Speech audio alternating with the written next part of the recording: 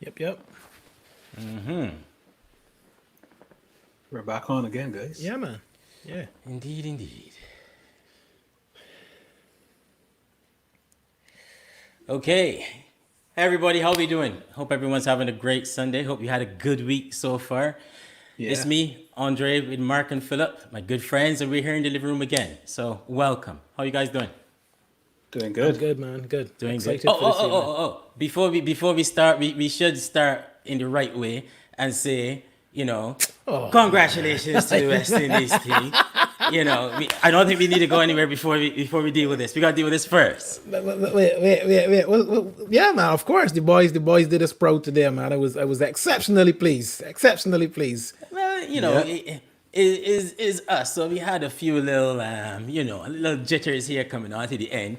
But, good to see that we did it, man. We will take a 1-0, man. We will take a 1-0. So far. The history books won't say we had jitters. It would just say 1-0. Yeah, man. And we won by It was 4 a- hits. Yeah, it was a good When the man get the cap? rally. Am I right? It was a good performance overall. I Yeah, mean, man. I didn't hear who won the man of the match in the end. I think it went you? to It was 9 for 137. That was his figures in the end. Was it Shannon Gabriel. Gabriel? That's his Gabriel. name. Okay, Gabriel, that's yes. deserved. Yeah, I thought it might have gone to Holder because he did a good all-round performance as well. But Gabriel, yeah, definitely, he would have been my man in the match as well. Tremendous. It was good, man. Good to always see you in the break sulking a little bit, after cricket. It was all right. I'm done sulking. Nothing wrong with that. All in the Nothing wrong game. You All know, in the game. 20 to win with 5 wickets and they're still waiting for a collapse. You know. Talking about it can come at any moment. Yeah. It's funny, until we had I was following it. I was looking on the internet until it was down to 3 or 4 runs. The commentators were still pretty much We're still saying hopeful. it's in the balance. Something can happen here.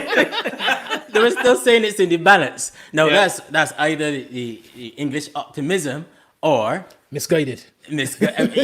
or they had a bit of lack of respect for the West Indies team based on some touchy times in the past. But nonetheless, it was interesting to hear that. With 10 runs to go, they still thought it was all in the balance, all to play for. No, it was very. Anything could I was very happen pleased in that game. Anything could happen. But I'm glad what happened. with that. For sure. Yeah, me for too. sure. Me too. You need that boost. And folks sure. back home and stuff need that boost and everything. And it's good to see the Brits. The English gotta up the game now. Don't take it for granted. They Yeah. come in your side next Thursday. Okay, I need to check that out. Yeah, well, man. Yeah, well, check you know from what a it is. distance. We still can't go into the stands. Yeah, man. Like, it's still that's good. cycle by and peek through.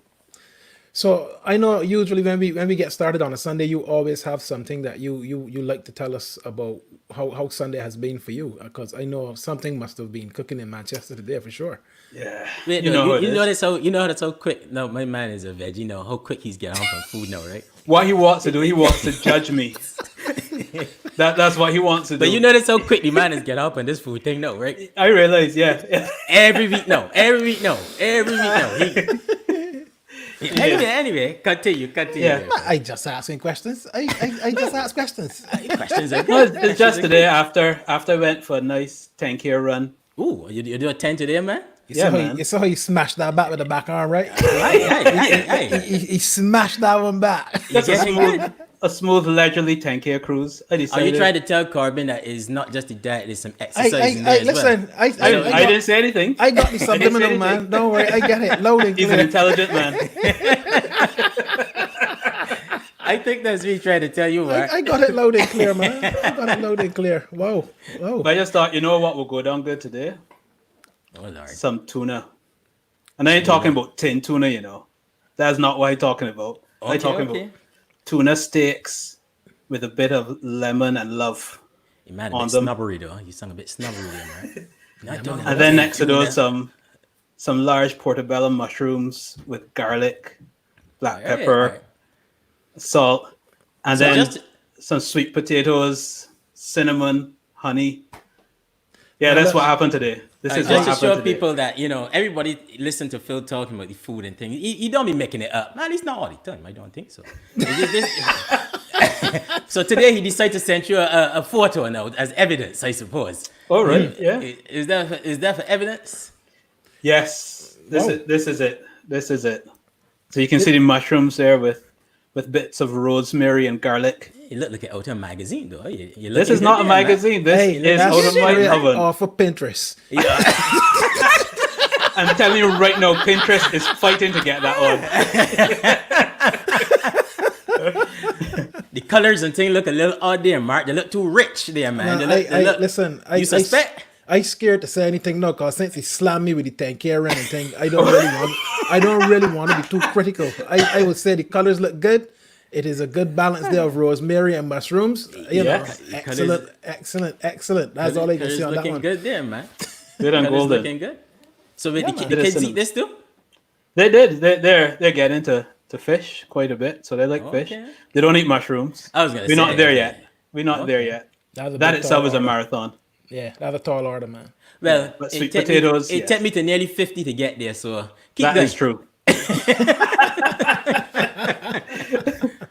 All right, Carby, Yeah. come in, Mark, man. You want to talk? Man, listen, I just had a calm Sunday, man. You know, What you had there, man? Yeah. Aye. Look at the colors. well, you know, everybody is looking. You know, this is my second week now on the food journey. You know, towards the on the veggie journey. So I just had some baked potatoes and chickpea korma. You know, I feel like little beef hide up on it there. Then the beef in here. Then the beef in here, babe. Then the beef in here.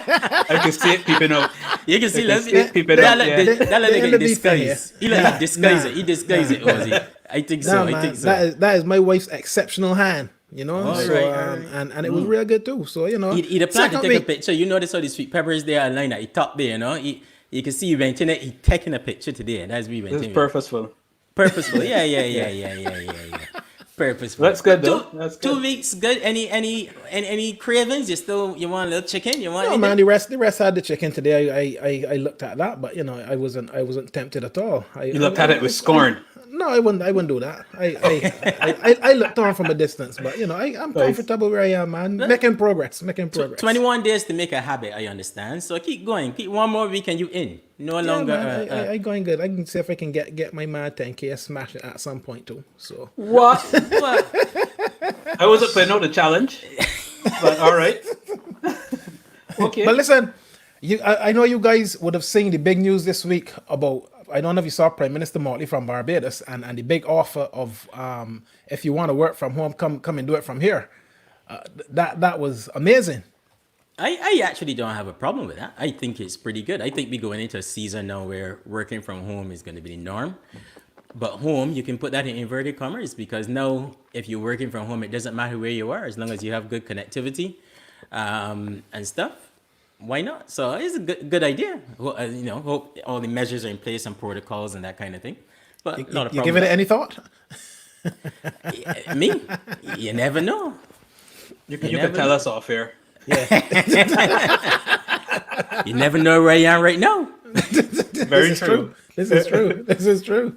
You understand? Yeah, but man, no, I think it's a good idea though. I think it's innovative. I do it's like different. the idea. I think it's a little bit of a short-term idea. What I would like to see is that for Barbadians and the rest of the Caribbean, that provisions are put in place for Caribbean people and Barbadian people to work remotely for the rest of the world. And I think that's where the effort should be. So if you're going to get infrastructure in place to enable people to come and work, that infrastructure should also be serving our people as Do well. it for the people at home first. Yeah. Give us a firm infrastructure to be able to do business properly. Absolutely. Yeah. It's a great point. I'm thinking, you know, I looked at it and I saw a lot of my friends on LinkedIn and stuff getting very excited about it because I think people are starting to feel as though, you know, I can take my laptop and go and work on the beach. It's that simple, you know, but hey, we'll see. Well, you know, the thing is that sometimes that everyone thinks that that's what we do. We just live on the beach 24/7. Yeah. That's the first photo that comes up. Somebody laying on the beach with a laptop. Exactly. You're showing your sand between the toes kind of thing, you know, that's the thing. But I mean, as Philip was saying, if the infrastructure goes in for the long term, great, Yeah. you know, and if at the same time people take it up and it, you know, brings in some foreign exchange and do some other things and get people in hotels. Pays for itself. It pays for itself. from that perspective. And then, I think it just shows now where we are, in the world. I have a colleague of mine who went to visit his grandparents in Panama just before Wow. Panama lockdown. Panama lockdown 3 days after. Oh, wow. And there hasn't been a flight out of, maybe from the show we did with Panama, but Yeah. there hasn't been a flight out of Panama since mid-March. And he's been in Okay. Panama at his grandparents' home for the last 3 months. Oh, wow. You wouldn't know it. He's at work. He's just, everything works like normal. I mean, he took his laptop and that kind of stuff. It doesn't matter. So he's been there now working from home Oh, for 3 months months. in Panama. Luckily enough, the infrastructure and everything is there. So That's that a helps. place. That's good. And that is the key. So listen, who is in the living room today, man? Well, the living room is going to be an interesting one. We always say from the outset, one of the things we want to bring you are stories from home, but then from home abroad, meaning from Caribbean people who are living overseas as well. And today we're going to bring you some interesting stories from sisters Brenda and Sally, who are from a Barbadian parentage, and they're living here in the UK. And they have, one was born in Barbados, one was born here. Interesting story that we're gonna have. And then we also have Caroline, who of a Jamaican parentage and who's living here in the UK. So it's gonna be an interesting story. Yeah, this is one that I'm really looking forward to because I think as people from the Caribbean, we have been touched so much by the people who came, the generations that went before us, and you look at how we've scattered around the UK. A lot of my family still live where my granddad lived when he came, So the pioneers really laid the foundation. So this should be quite interesting, if not emotional and insightful. Yeah. I remember the first time I went to London, and I was on a bus in Acton, and suddenly I just heard a whole set of Bajan accents. I was like, whoa. It felt as though I was back home.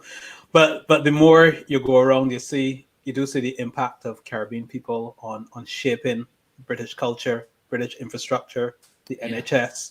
It's phenomenal what has happened. Of course, that's not always been an easy road and an easy relationship. And I think it's good for us to look at both of those. Absolutely. And I always reflect a lot on, the job that my granddad and grandmom did when they were here and the challenges that they face, I like to think sometimes that we have it a lot easier than they did, but we have it a lot easier because of what they had to go through. So this should be quite interesting conversation this evening. Yeah, I think it's going to be pretty good. So let's bring them in, and it's going to be good. Looking forward to this one. It's Caroline. Hello. Hey. Hello, and good evening. Hi, good evening to you. Hi. How are you doing? How are you, Caroline? I'm good, thank you. How are you? Not too bad. Welcome to our living room. Thank you. And how are you, Brenda and Sally? I'm good.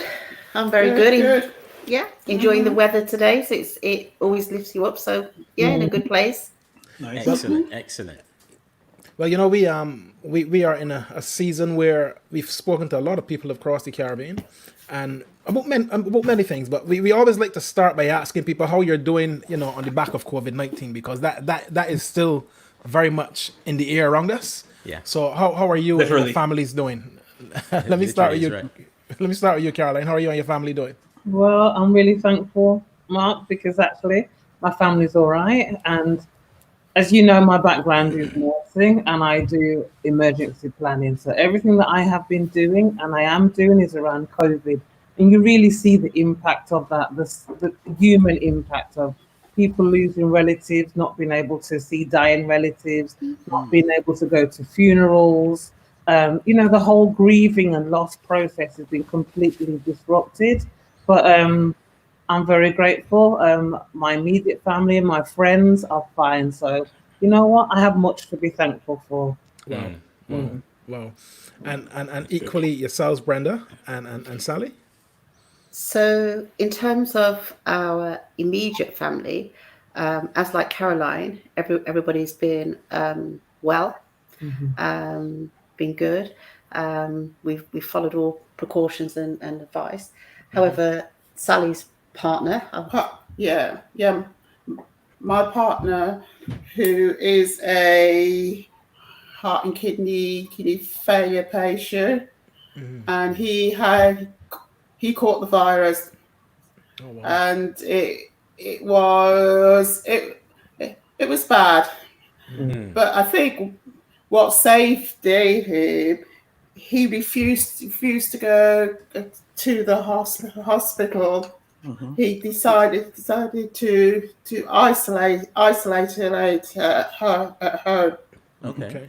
Oh wow. So he did really well because, as she's alluded to, he is quite unwell. He's on dialysis. He's waiting for a heart and lung transplant. So when it was confirmed that he had COVID, my immediate response was, this isn't going to be good. It's going to be a difficult journey.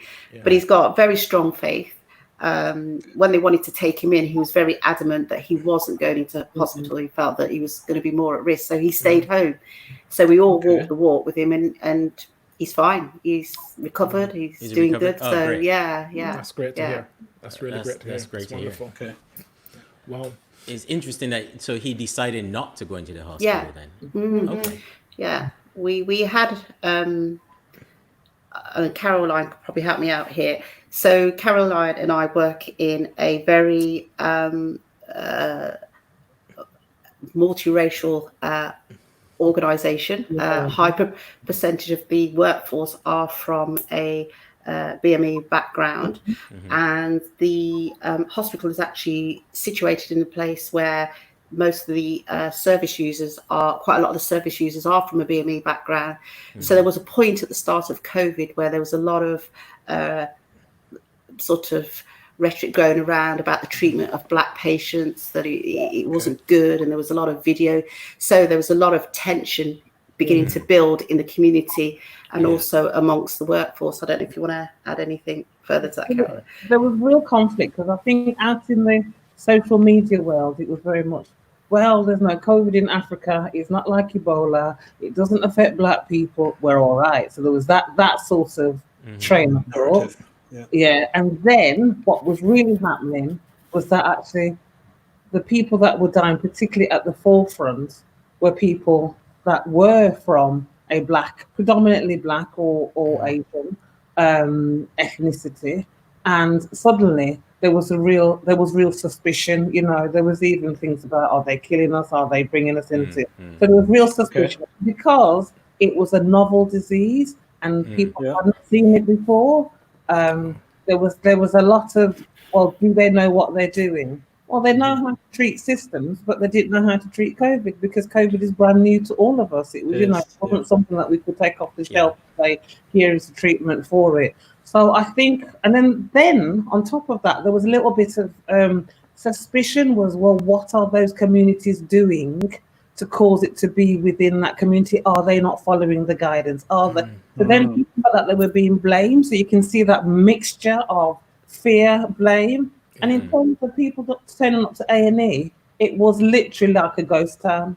You know, A&E normally Friday, Saturday, you know, it's elbow rooms only, but it literally became like a ghost town because of fear. Yeah. So people had real illnesses, not just COVID, and didn't come into hospital. Yeah. So it doesn't seem as though the communication went well. Are there ways that you think this could have been things could have been communicated and handled better by the government, especially to the Black and minority ethnic communities? I think initially when COVID was presented to the UK and then to the West Midlands, I think that the communication platforms sent messages that it almost felt like initially that Black people were excluded. I think that they didn't access the main areas, for example, churches, local communities. The messages were in areas where a high percentage of our community were accessing it, so they weren't getting that information. So it almost felt like they were excluded, if that makes sense. Certainly within the hospital itself, anything about COVID, it was always presented by somebody from a non-BME background. So automatically it didn't attract our community to take notice. I think it only started to register when people started to experience, well, hang on a minute, I've heard about a cousin that's had it. Mhm. Hang on a minute, I've heard about the sister at the church has had it and died. Hang on, I've heard about a 40-odd-year-old suddenly have, and then all of a sudden, people became acutely aware of Yeah. it. And I also guess when we started seeing the faces of those who died, Dying. Yeah. there seemed to be a trend that Yeah. appeared there. Yeah. Yeah. I think there was a latency between what people knew locally, because I had to do the tactical commander role, so everyone that died in the organisation that would that sort of demographics would come through me to be moved on to the national sort of reporting mechanisms.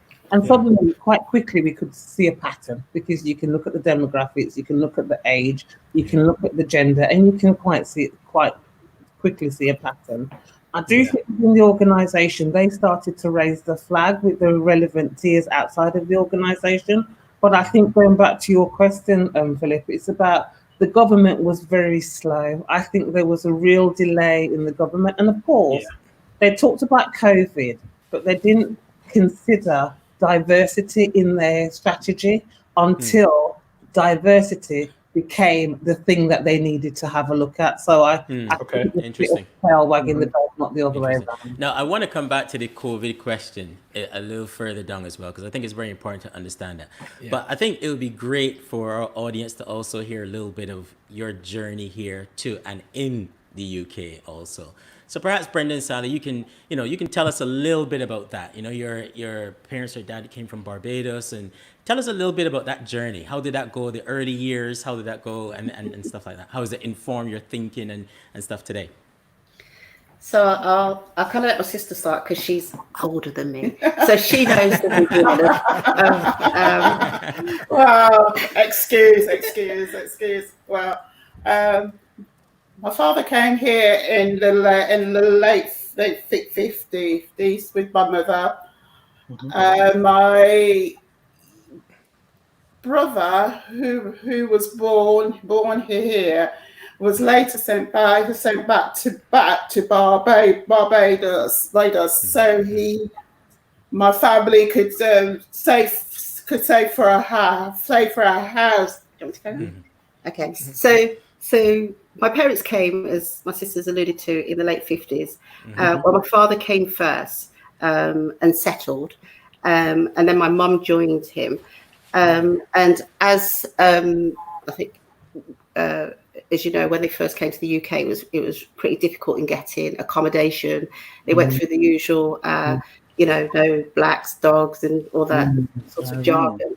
They had accommodation where there was multiple people in the buildings, one bathroom. So I think my father took the decision that this wasn't really good enough for his wife. So soon after my brother was born, they took my brother back to Barbados, and my mum returned, and my father and mum worked together in saving money so that they could then actually purchase a house, which you can imagine in those days on probably very minimal salary. They managed to pull the money together and they purchased the house. So once they had done that, they then sent for my brother and my sister to return back to the UK. So Sally was born in Barbados. Sally was born in Barbados. My brother was born here in the UK, but went back to Barbados for a couple of years while they got some money together. So during that time, my mum then fell pregnant with myself. She was at that time 29 years old. So the day that they were due to move into the house, my mum, what I now understand as an adult, suffered what we call a cerebral aneurysm while they were collecting the keys from this house. So my dad ended up leaving myself, my brother and sister, with the people that he was purchasing the house from, which in this day and age would be a real no-no. He didn't know these people. He was just sort of getting the key to drive her as an emergency to the hospital. And then she never returned back. She passed away. So my father was left in England, one less, without a wife, 3 children, a baby of 12 months. And as hard as it sounds, obviously, loss of 50% of an income for a house that he was due for us to live in. So that was, the start for us. But we did okay. So that's when you were when you were 12 months old, when you I were was 1 year old. yeah. Wow. So, whilst we allude a lot to the Windrush, my father didn't come as an outcome of the Windrush, but he Yeah. came at around that same Around time. that same time. Yeah. Yeah. But after my mum had died, my dad needed help, and the UK were recruiting nurses to help within the hospitals. If you remember, the state enrolled nurses, the second level nurses. So I think Enoch Powell at the time actually wanted some labour. So my two aunts came over, both went into mental health nursing, and they supported my dad in helping to raise us three children. And as a family, where did you settle when you first came? When your parents So first came? Where did my they settle? dad first went to London. He didn't like it. I understand. And then he moved to Coventry. So there's quite a few Bajan families in Coventry. Yeah, Coventry. Yes. So My uncle is there. Yeah, oh, yeah, that's true. Okay. Yeah. And Percival. That's where we go to the Bajan Day every year as well, right? Yeah, Exactly. Yeah. small world. Yeah. So as you know, Coventry had a very large car industry at that time, and he worked for, which is now known as the BMW factory. So he did really quite well. So we settled in Coventry and started to try and live from there. Wow, and I'm sure. No, that is. I'm going to come back to a few things in that story, but let's understand what the journey across also looked like for your family, Caroline. Let's try and see what maybe there might be some similarities. You know. There will be, yeah. Right, so my dad came over in the mid-60s, just like Brenda and Sally's, but his brother had come across in the Windrush generation, his older brother. And my dad had gone to America to do farm work. That was a very popular thing at the time. People would go to America, do 6 months of farm work and come back. He didn't like America, so his brother said, come and try England. So he came to England with the 5-year plan. And I say 5-year plan because We all know about that. All of us on that. All of us on the 5 I'm years. still on 5 years. What? 16, a 17 years long later. 5 years. Yeah. You know, and what I realized as I was growing up, every house, no matter what island they came from, it was a 5-year plan, but they'd been there 20 years. So, you know. Yeah, that's So us. he came across, and my mom, because he was married to my mom, and then she came across in 1960. Now, when my mom came across, a week after she got here, she lived with her mother, who was named Caroline, hence my name, and her mother died. Now, she'd just come across, she didn't have money to go back.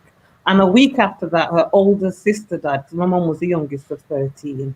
So here she was, in a strange country, living in a house with other people, which was often suboptimal, not understanding why there was such a frostiness from the host nation and suspicion, and having such a big amount of grief to deal with, really. Yeah. And I think this was compounded by the fact that then she started to go to church because she wanted some solace and to, find her faith really to support her.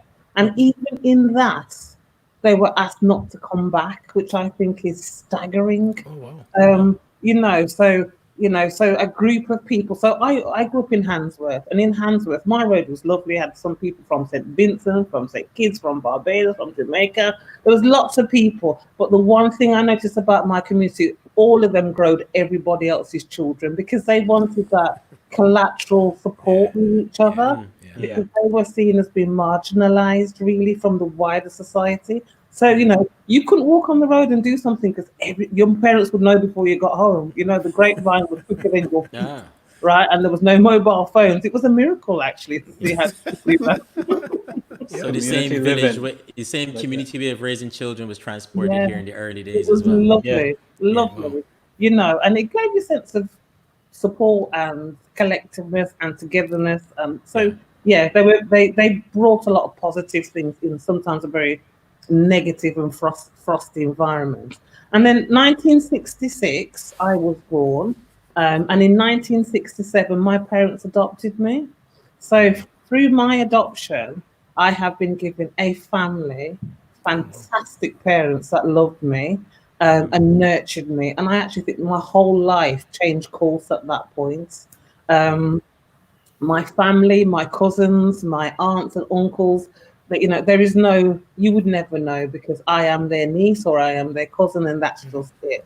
And I think that's the sort of the depth of love that I feel from that. Some people say, "Oh, I found out when I was an adult that I was adopted, and I went to look for my biological parents." Well, I knew when I was 4, and because I have no gap in the love and support and the role, I have nobody to Yeah. look for. Wow. I have That's got parents. I feel like Yeah.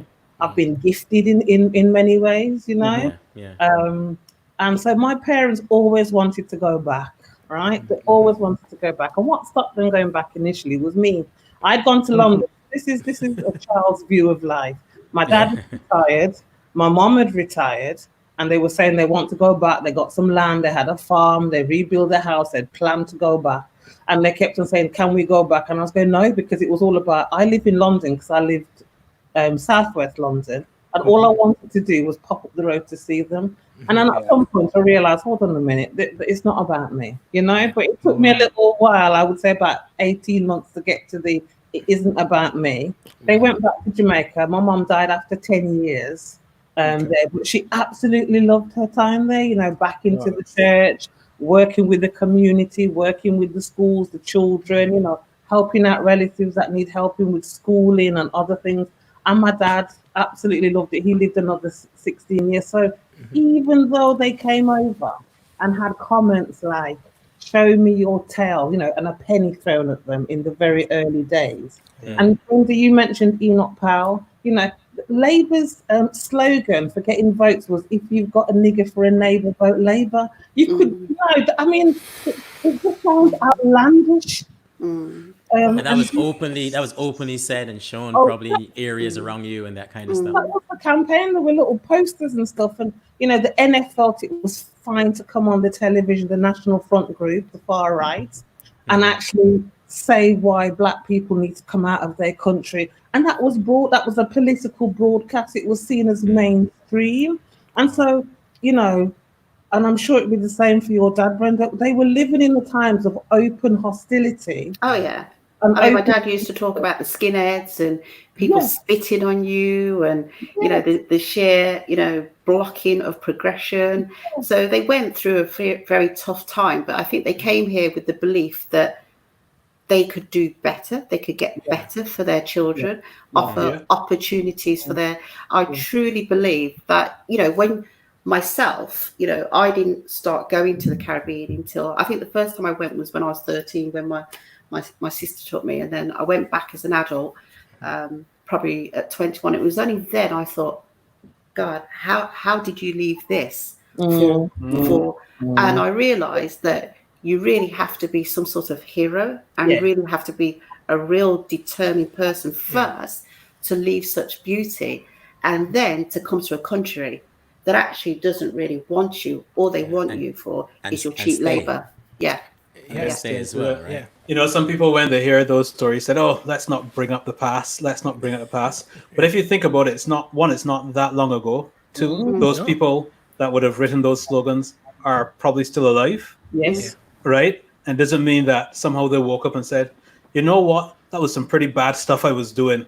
I feel bad about it. I'm not going to do it anymore." They would have had children who they might have indoctrinated that way as well. So it is important that we do tell that narrative, that we say that happened, and it's not living in the past, but it's recognizing that that past still lives within us and among us, and we have to ensure that there's progress. Yeah, I feel that for my parents, and I mean, I know Brenda, so we've spoken. On the back of what they had to endure, it meant that when I went into nursing and you told that you never get past a certain point, I was going to be hell-bent in doing better than that. So their strength and their courage, and I didn't want to know that all their efforts that they put into me was then just wasted by me trying to just do nothing. It was not for anybody else, but for myself. Now that I've got daughters of my own, You know, I'm also saying to them, be the best of you. See yourself through the eyes of a person that likes you, not necessarily through the whole society that might not understand you. And that's quite an important thing for me. So you're absolutely about how that thread of the past can generate even today, even, you know, and our children and, you know, things to come. It's not just the past, the present, and the future. There is a present there, and how you take that thread through. Yeah. I think that for us, certainly for my father, he gave me a brief of what racism, okay, but it was a very polite brief of racism.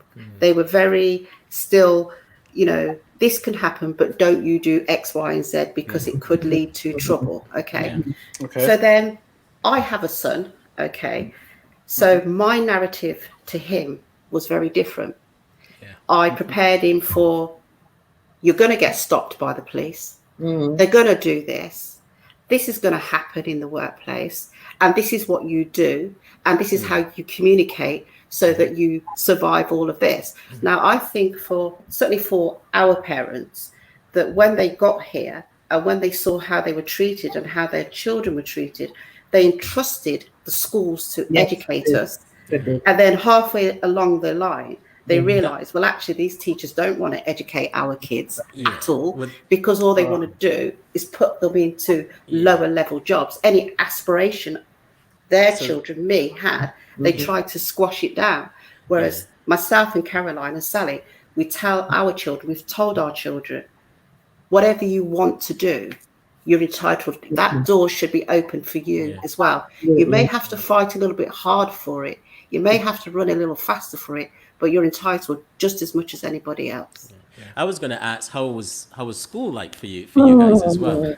Because this is what, early 70s, and what's not how. What was school like?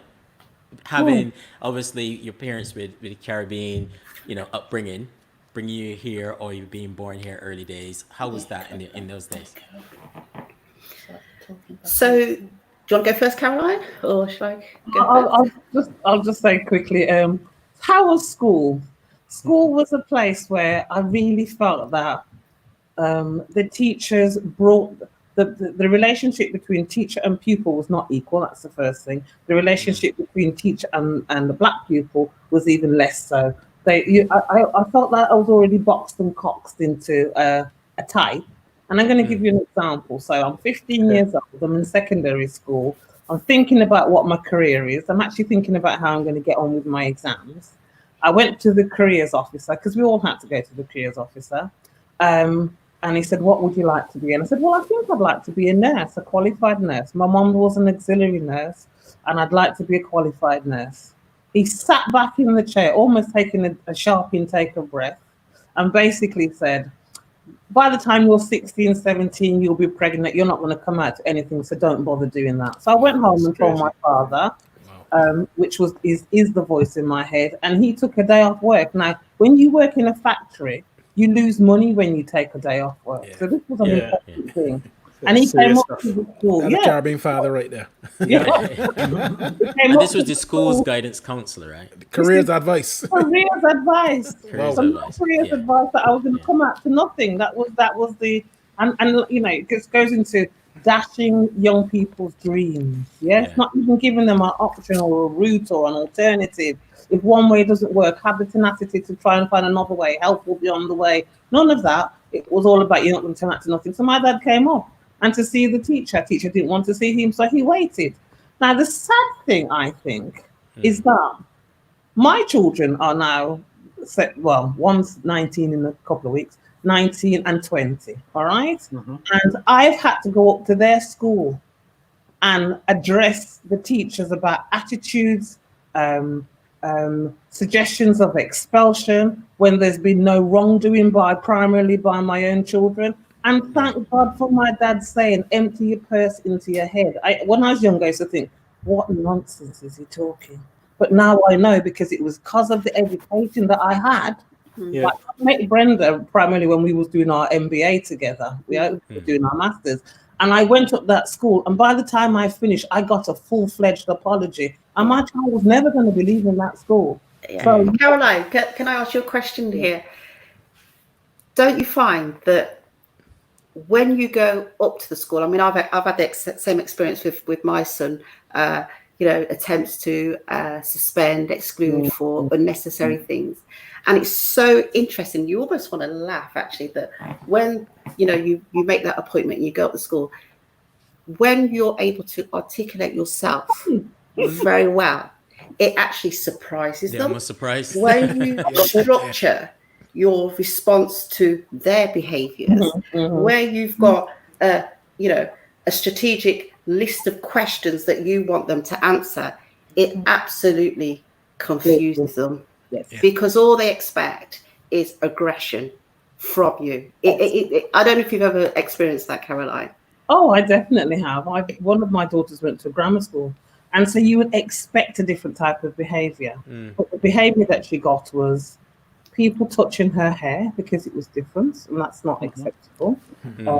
People telling her, teachers telling her, when I say people, I mean teachers, telling her that she's got the place of somebody else. Well, she did the exam like everybody else and got in with everybody else. So whose place did she have? And then the final one, there was once she was put on a report. Now, she'd never had a detention. She'd never been in trouble with the school. And then to be put on a report, for me, seemed quite a very serious sanction, really. So again, I had to go to the school.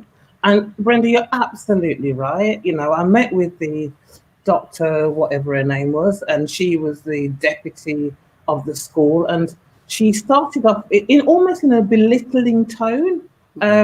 As if to say I couldn't understand what she was saying. But at the end of the conversation, speak slower. Yeah, you're deaf as well. You just can't understand what they're saying. We talked at the very beginning about the cricket and how it makes you feel good. That it might be one love, but it's still one love. And at the end of the day, that's 100% success right about now, right? But when they're talking to me like that, I love it because I'm thinking, okay, carry on like that. Because wait till I open my mouth. By the time I speak to her and tell her exactly what will be happening, what information she needs to provide for me under the Freedom of Information Act, when she will be providing it for me, when I can come back to her, because I work as well, so I'm not sitting at the door, I work as well, and she was stunned. And I think there is something about our parents facilitating that confidence because we've gone through it. You don't have the same level of trust, and because we're more willing to talk to them. You might drive up there thinking I could just wring their neck, because discrimination, whether it's because you're lighter or you're darker or you're white or you're black, is stifling. It's like being strangled. It takes out something from you. It never gives anything back. So I've got lots of examples like that, but at the end of the day, you're right. You tell your children you will experience this, and then you say, and this is your way through recourse. This is how you get through it. Okay. That's what it is. I can tell that your dad's obviously played quite a significant role in shaping your view. The women that you've become. I wonder what you would like to say as you reflect on your dad. Particularly, let me start with you, Brenda, because your father's journey was really interesting. As you mentioned earlier, he lost his wife quite early. Yeah. And, I've heard a lot of stories of people who've moved to the UK, but I don't think I've come across one where a father has had to raise his children on his own. This is probably the first time I've heard that one. What was that journey like for him?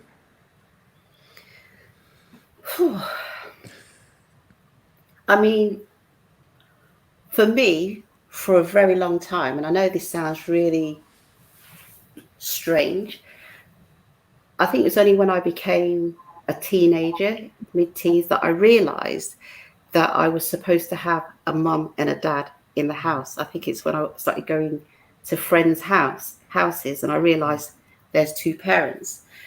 And I guess that tells me, I mean, as we alluded to, my auntie was around for a period of time. My sister did a great deal as well, dragging my hair and plaiting it at night time and making sure that I got to bed on time and so on and so forth. But, he ran the house. We were never short of, I don't recall ever going to bed hungry, cold, or, we were never without shoes. We were never without school uniform on time. So he did all the things that I did as a mum for my son, making sure they got uniform, making sure they're clean, making sure this, making sure that. I'm not saying that there were mistakes, but I definitely know that, he was a man that loved us by his actions and his measure of work to make sure that we had. He's a Caribbean man. He wasn't a tactile man that would tell you, as a mother would to a child, I love you and all that kind of stuff. But you knew he did by what he did for you. Okay. Yeah. He never married again. So, there wasn't another mom at all. And he stayed with us until he reached the age of 52, 53. And then he got made redundant from Barbados. And I think I don't know if I mentioned before that when he first came to England, his father made him buy land immediately when he first got his salary. So he bought like 3.5 acres of land in St. Andrew. So when he got redundant, he went back and he built his house and he started a life. Yeah, he started life again, and he found himself a lady, and he got an opportunity to live life how he wanted to.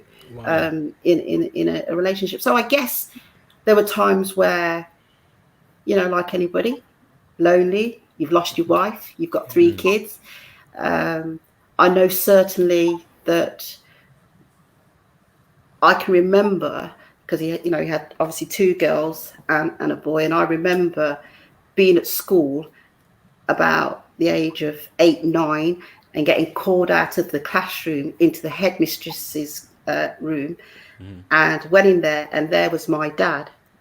And what had happened was that he had gone to the headmistress, realizing that his girls were now growing up, and he was asking for help from a female, but it was just the wrong thing to do. He was really trying to seek out help, because my auntie went back to Barbados, and that's another story.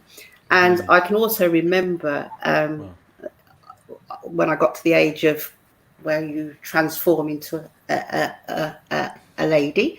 I must have been about 11 or 12, and I kept going in and out the bathroom, and he wanted to ask me that question: has this particular thing happened? And all I kept doing was crying.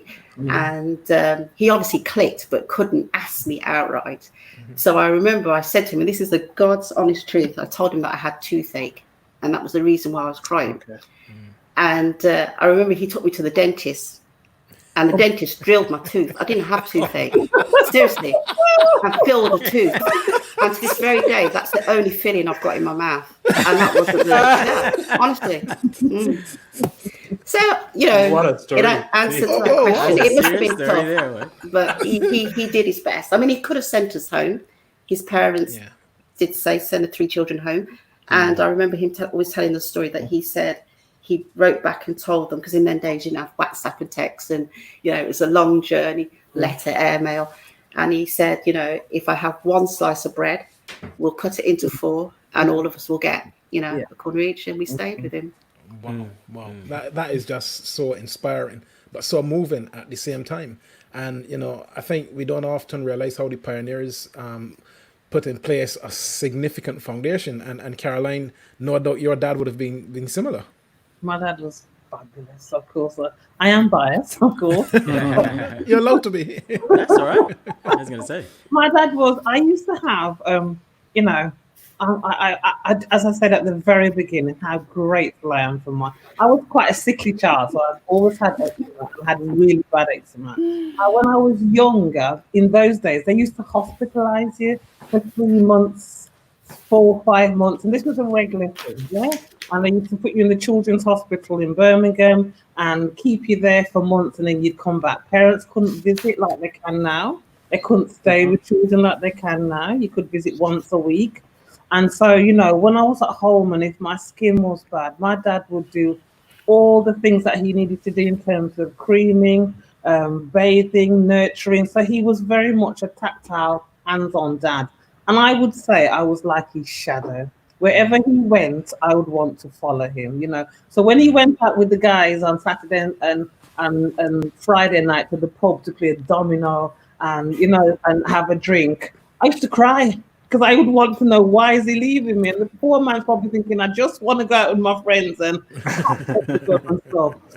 But in the same sense, he'd come home a little bit early and bring, you know, like some chips or, you know, something just to say, while I was out there, I was thinking of you. And my dad always said to me, when people say that you can't do things, remember that you can. Now, that to me as an adult is more potent now, realizing that my dad could just about read his name, you know, but yet still he was able to be, he coached me, you know, he was an encourager. He didn't just do it for me. You know, if he saw the young guys going astray, he said, son, don't take that road. What do you like to do? What do you this? What do you that? You know, there was a couple across the road from us, I'm remembering. And the father, he was quite violent to his children. And my dad used to go over there and say, you know, you need to stop the shouting. That's not the best way you're gonna get out of them. And he always used to say, children are not cattle. They are children. You don't beat them to get the way the best you want out of them. And for him, that was really important because he raised cows. He was a cow farmer. So at the end of the day, I know you're a vegetarian, dancer, or you're not. Early days. But, you know, so yeah, his influence was in the midst of. I know that when I'm fed up, and I know when you think that the chips are down, how do you then muster up the courage to be an encourager for other people? So I admire this generation. I admire what they done, because it wasn't easy for them, because they were getting it left, right, and centre, just walking out their front door. They were, you know, arming themselves against the hostility, and yet still they were trying to feed something back positive into your children, you know, and to be a professional person for them, to strive.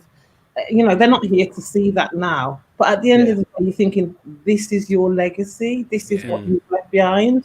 It also makes me think, and I'm hoping it makes my children think, you know, there is a lot that we don't know about the goodness, the richness of our Black culture, and that we should take that. It's not, you know, we're not underdogs. We're not silly. We're not violent. You know, we don't have one mode of operation. We have so much to offer.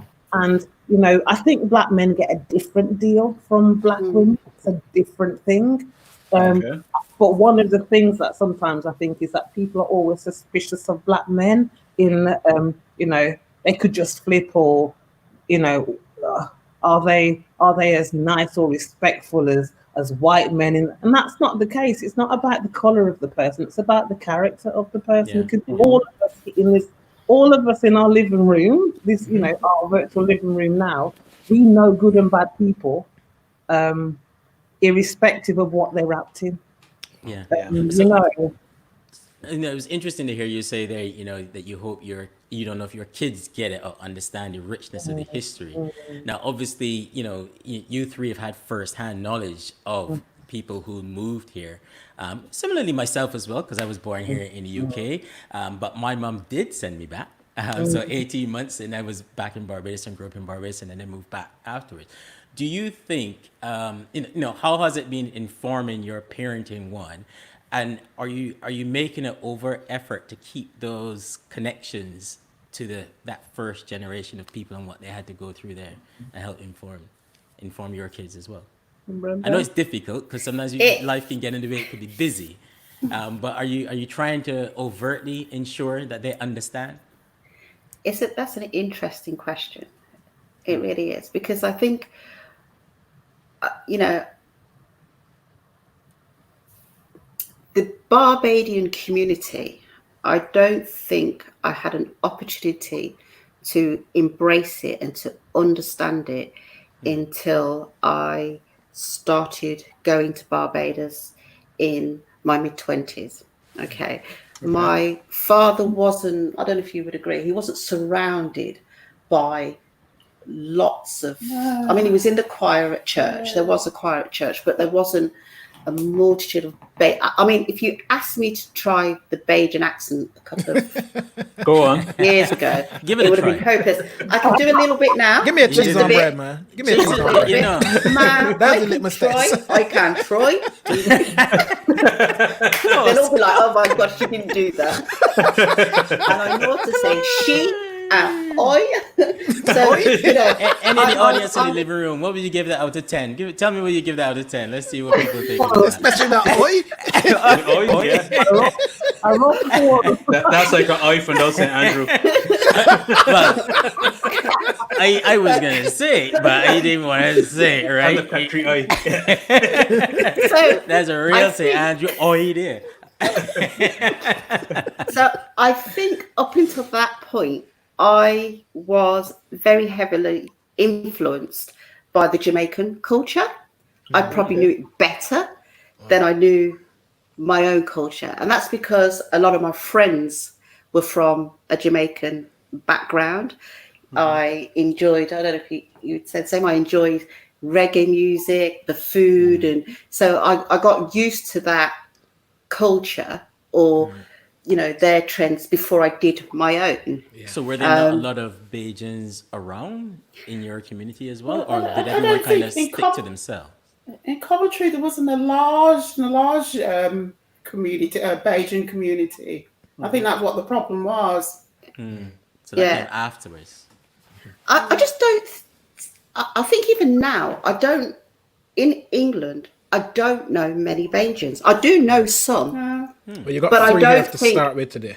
I now know 3 more. You know what I mean? I became very, very lucky. But I think, I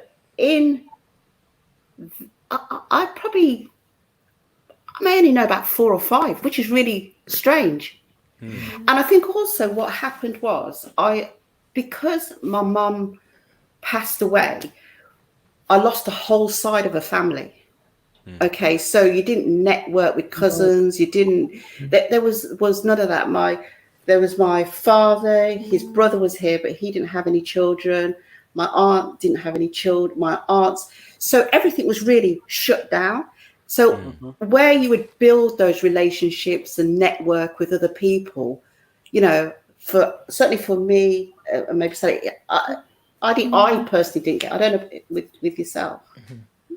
And I think because my dad was one of 13, and a lot of his brothers went off to the States. All our families were in America. Okay. Yeah. Are in America, I should say. Okay. Yeah, so we missed out. So Caroline and I often have a little banter at work about Small Island and Large Island, and a couple of them Jamaican rag me out all the time, but I do defend. I do defend a lot better nowadays. I love it. But on that point, Brenda, that Andre raised, how do you make that connection? How do you try to do you keep it instill strong? that Yeah. connection back to the legacy? So for me, I think I've been very fortunate because we were forced into a circumstance. I mean, Sally was born in Barbados, but I probably love Barbados more than Sally did. It's really, really strange, actually. So when my father passed away, we were left in this situation where we had to manage the property, manage this land. So I've found that, I've been going backwards and forwards my father was unwell and he wanted to die where he was born. So he wouldn't come back to England. We wanted, all his kids were here. There wasn't very many young relatives out there for him. He was a very private man. He had prostate cancer. He really needed care. So that triggered, we wanted to honor his wishes. So my sister and I would go back very frequently to give care to him and pay carers, work hard to pay carers to look after him. So that started to open up the pathway, in particular for me, to go back more often. And then when he passed, I had no choice but to quickly make friends, dig out family, try and create a world for myself in Barbados. So it was hard work. I think that Barbadian people are very, very proud people and very, very private people. It takes a lot for them to trust you, and to respect the reason why you're there. So, but today I'm doing better. I know more people, a lot more people now. I can actually call them friends. Yeah. Okay. Yeah. Did your son have your son been back as well on this? Yeah. Okay. Yeah. Josh has been back quite a few times. He went. My father, as I say, went back when he was 52, 53. Did farming. Had the cows and planted the corn and turned it into cornmeal. And when you went down there, you had to go out there and go and that cow mess with him and everything else. So Josh used to go as a kid and into these a young man and everything. So he is familiar with the country as well. Okay. Yeah. Oh, that's great. And about yourself, Karen? How are you finding keeping that connection going with your daughter?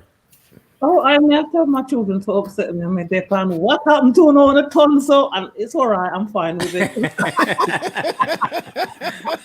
And when I used to comb my hair, Tam Toddy let me comb my hair. So, yeah, I seem to have grasped that, But I also think it's because, like Brenda, when my parents went to Jamaica, I thought there was nowhere else for me to go because I want to see my parents. It's all about thinking, I want to see my parents because, it's not just about them being older, but we all know people that have died young and you want to optimize the time. So whilst I have traveled to lots of places around the world, at that point I wanted to see my parents. So, my mom got to meet Sabrina, my eldest daughter, before she died. So that was great because Sabrina was 6 months at the time. And my second daughter is actually born on my dad's birthday, which is an absolute treat. But my mom never met her because I was 8 months pregnant when my mom died, and then she was born on my dad's birthday. But I took her to Jamaica when she was 1 so that she could spend her first birthday with her granddad. And that was really lovely. I mean, he thought she was a doll because he would be sitting there going, I don't even want flighty pitch pana. Not a dolly. And he's talking like this and like this. And she just sit there and look at him. And he was smitten, absolutely smitten. And then the other one running around like a mad thing, sitting in duck ants. And I'm thinking, this isn't going to go well. But even last week they said to me, we want to go to the Caribbean. Now, Brenda and I talked about, COVID's mashed up my business because my plan was to go to Barbados this year. Yeah. Okay. Right. So Brenda and I talked about this. But you know what? It doesn't, just because it's suspended doesn't mean that. But what I'd like to do is go to Barbados for a little bit, and then I'd like to go to Jamaica with the girls. So it's just a way of working around it, but it's a doable thing. So other things that I've done is like Christmas and New Year. Sometimes some Caribbean clubs will have a meal, like a meal. And I love that because you've got all the flags, you've got people talking about different islands, and the girls are sitting there enjoying that richness and that variety. And, I think that's quite important. And I tried to get it at the time when they still had to come with me. So, if you're 14, 15, and I made a plan, you're coming with me. Now that they're 19 and 20, it's more of a negotiation. So, it's trying to keep that quite rich, really. And a lot of the people that they call aunts have come from different places in the Caribbean, and they go and they know them, and they, so you try and harness that, because I love that. I love the fact that I was on a road with people that are from different places on the planet that I have no idea about. But actually, we all have the same ethos to raise these children in this land. So, Sorry, go I ahead. have a question, and I don't know the answer. And it's only, I think, since doing a bit of preparation for this living room conversation tonight, I kind of asked myself, like, okay, so I can see myself spending more time as I get older in the Caribbean. And then I do think to myself, well, how can I ensure that whatever I build and develop there, that my son and my son's son, because we will all eventually have property and land in there. And how do we make sure that this doesn't, in 50 years' time, become a piece of wasteland that nobody from the UK goes back and say, I don't know if I'm asking that. No, you are. That is a really good question. Yeah, and I'll jump in because we are talking about the pioneers here and the heavy lifting that they did, right? Yeah. It is your turn now. See? Because in order to achieve what you're seeing either in your son or in his children, you now have to take the heavy lifting of, you know what, there's going to be a lot of work to do to make sure that I do this right. All the legal paperwork is right. I put in place all of the necessary framework that is right. That is the heavy lifting that you have to do now, and make the right connections and the right network and do it right. Because what we can tend to suffer from with this particular question, and a lot of people ask this, is not doing it right and not doing the heavy lifting. And if you are going to see the success in the grandchildren down the road, it has to be similar to what you now experience because of what your dad did. He did it right. Okay? It is in your hand now to do these things right, and it can take time, and it's hard. But you got to do it right, and you got to spend time and do a lot of learning. But don't be afraid of it. Can I jump in as well? Sure, Phil. I appreciate that, Mark. I think there is that formal side and the grit around it. But I can see the challenge there of the next generation. Even if I think of our kids as well, right? Who are a bit younger. There's no guarantee that they will feel the same sense of connection to Barbados that we have. That's where we were raised. That's where our parents are there. Our family circle is still there. So they're probably not going to feel that same connection. I think that's where a lot of the effort will be, Brenda, for your son is how do you make him feel that Barbados is also part of his identity? Because it can be so easy to say that he is. There's this nice term called multi-local that I've heard. I think it's a nice concept of I'm not just British, I'm not just Barbadian, but these are all aspects of my identity, and I celebrate them. Yeah, I agree with Phil. I mean, with both of them is as we said, both sides of the same coin. The two go hand in hand. But I think the connection, or making them feel, I would go even further to say, do they feel Beijing as well? Crucial. And that's going to be important. Otherwise, you can put all the formalities in place, which I completely agree with that, given all the stories that you hear sometimes. Yeah, I completely agree with that. But if the connection isn't there, then there wouldn't be the understanding. And then do they feel as if they can make a living along with the collection? Do they feel like they can make a living in Barbados and be comfortable and be welcomed? Is that kind of stuff, the connection with family, with people, with the culture, with the country. I think I think they both go hand in hand. My older daughter would tell you now she would go today, but that's because when she goes, Granny, who's probably listening, she's looked after from the time she gets to the airport, kind of stuff. But so she has that cultural. My younger one, who hasn't been as often, she doesn't feel necessarily the same way. Kind of. I'll tell you, Brenda, give him a test. Give him a bowl of cuckoo with okra and some boiled mackerel. Right, and tomato sauce, pepper sauce, a couple more. Pepper sauce. Oh, he loves the pepper sauce. Yeah. Well, macaroni pie is the first step in.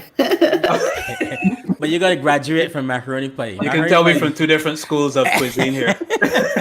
Man, you talking about mackerel to encourage somebody? Come on. But who could taste mackerel and go, yeah, I love that. I love it. Send me to Barbados.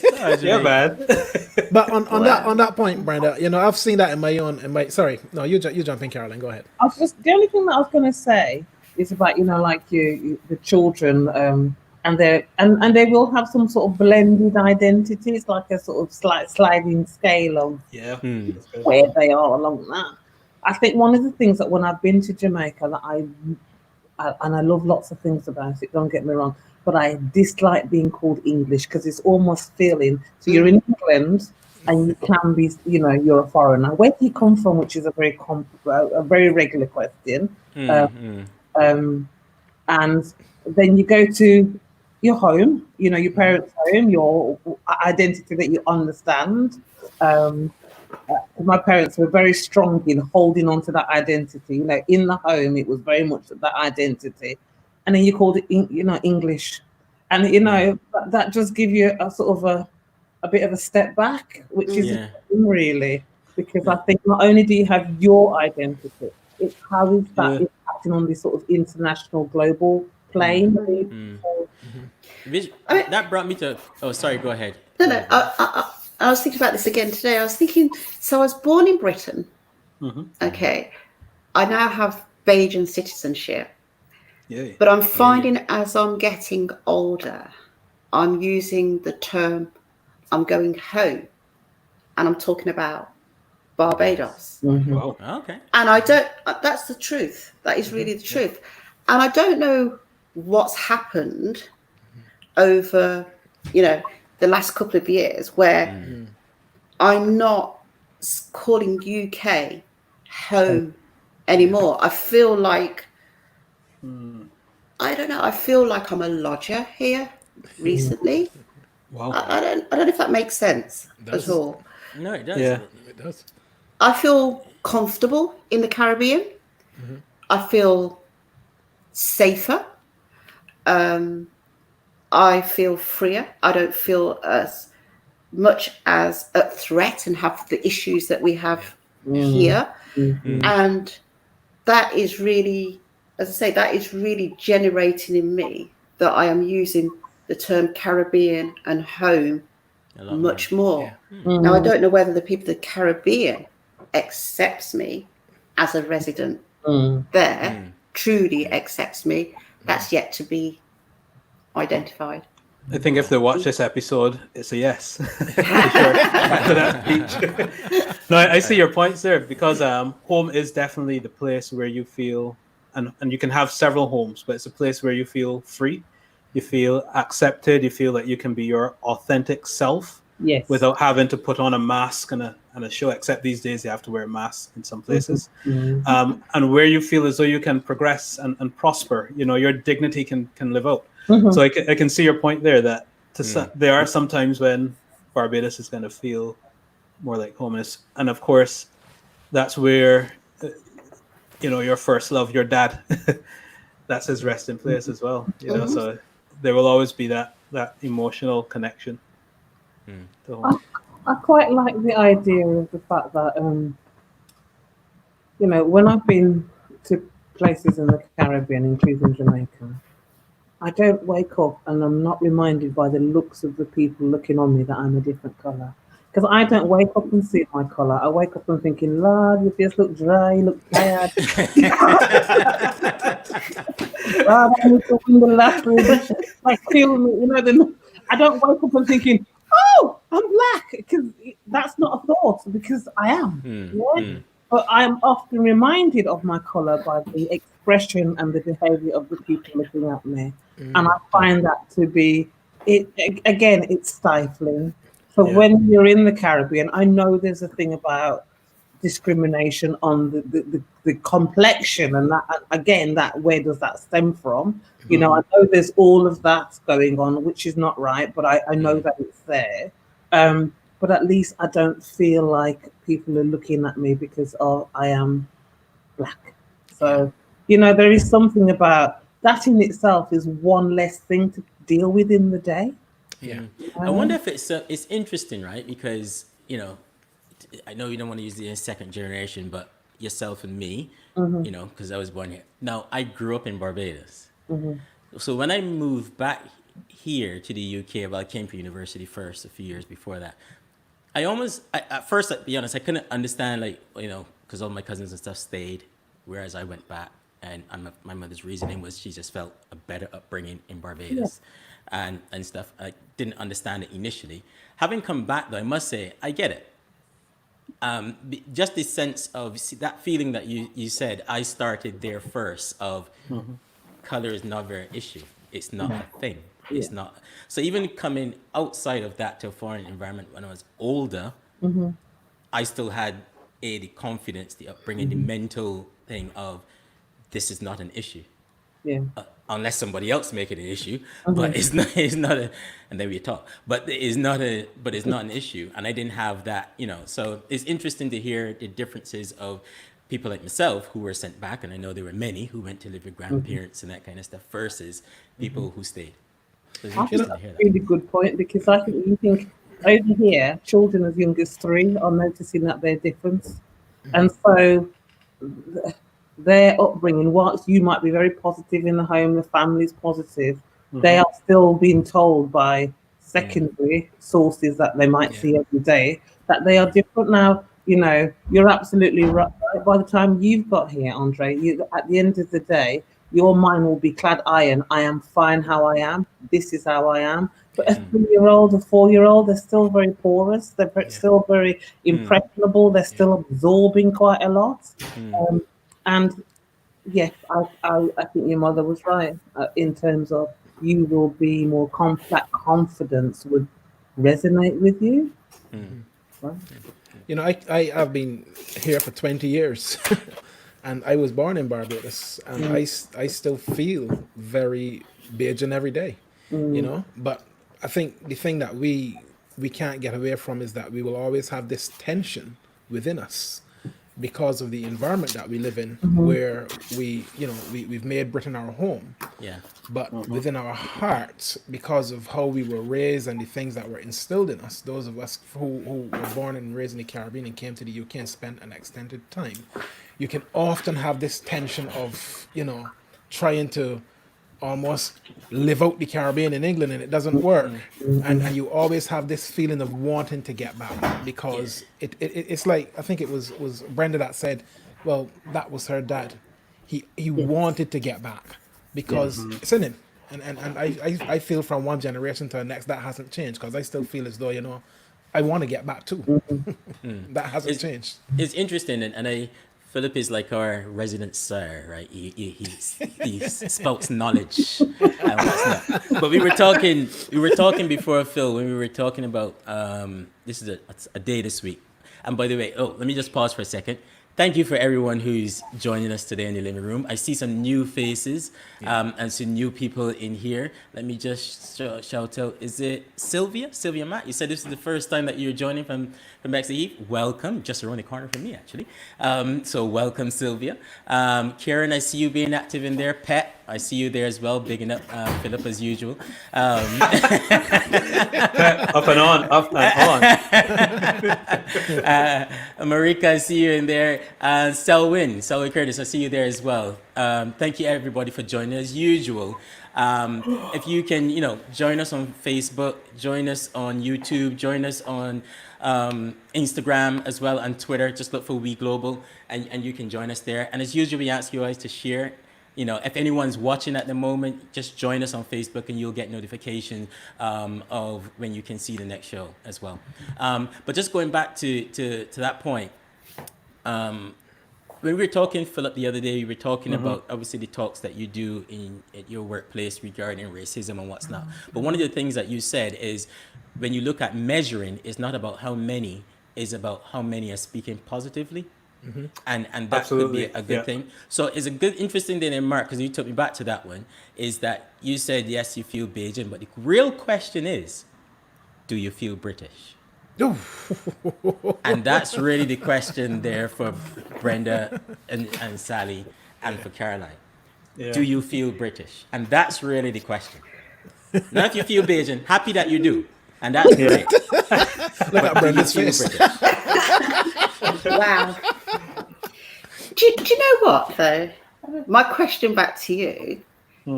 Well, how does British feel? What does it? What do I feel? What is am I supposed to British? feel? Don't know. Caroline? So, for example, today, who did you support in cricket? West Indies. West Indies. Of course. West Indies. No, Do but I feel British? Yeah, because you feel Beijing. That's what you're saying now. You feel Barbados is home Yeah. now, right?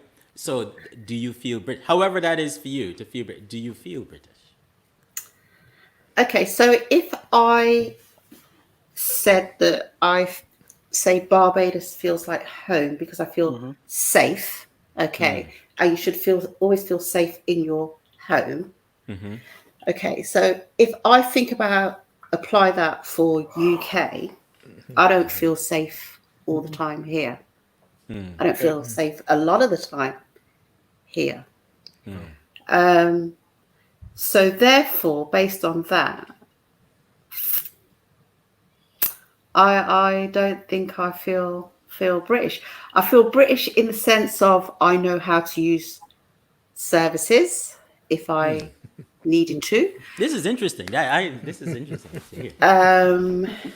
Which I've contributed to, may I add. Yes.